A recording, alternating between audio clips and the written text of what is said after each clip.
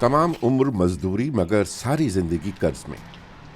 सफ़ेद बालों वाला बाजोड़ का ये बुजुर्ग कई दिहाइयों से इस्लामाबाद में जूते पॉलिश करके अपने बच्चों का पेट पाल रहा है। इनका कहना है कि अगरचे वो सारा दिन काम करते हैं लेकिन फिर भी उनका गुजारा मुश्किल से ही होता है। रोज़ाना तकरीबन 12 घंटे मजदूरी करने वाले मोहम्मद यूसुफ के बकौल वो हमेशा कर्ज में डूबे रहते हैं। जब उनका जिस्म दर्द करने लगता है तभी वो काम से छुट्टी करते हैं।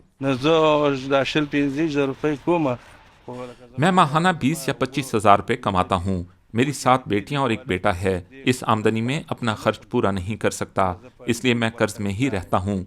अब तो ये भी मुश्किल हो गया है कि घर पैसे भेज सकूँ।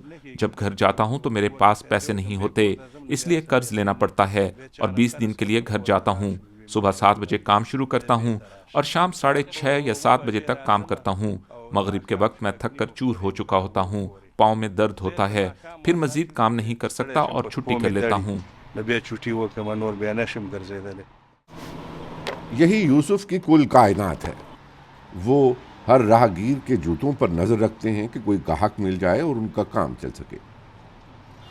उनके ताक़ुब में सिर्फ कर्जदार ही नहीं रहते बल्कि सूद का बोझ भी उन्हें सताता रहता है।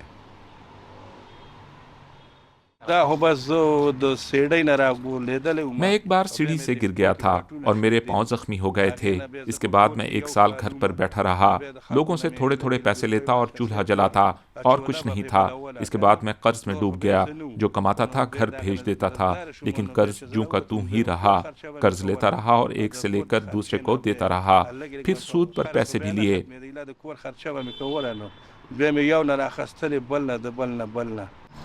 इस्लामाबाद और दीगर शहरों में मजदूरी करने वाले ये कबायली पख्तून अफराद ज़्यादातर सख्त जान और मेहनत तलब काम करते हैं। अपने इलाकों से फरार होने पर मजबूर होने वाले इन लोगों ने नई जिंदगी शुरू करने की कोशिश की, लेकिन मुश्किलात हैं कि उनका पीछा छोड़ने को तैयार नहीं।